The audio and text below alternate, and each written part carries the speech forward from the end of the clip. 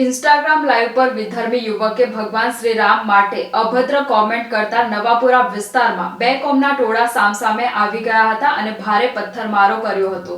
Police મથકની નજીક થયેલી પથ્થરમારાની ઘટના બાદ સમગ્ર વિસ્તારમાં ચુસ્ત પોલીસ બંદોબસ્ત ગોઠવી દેવામાં આવ્યો હતો।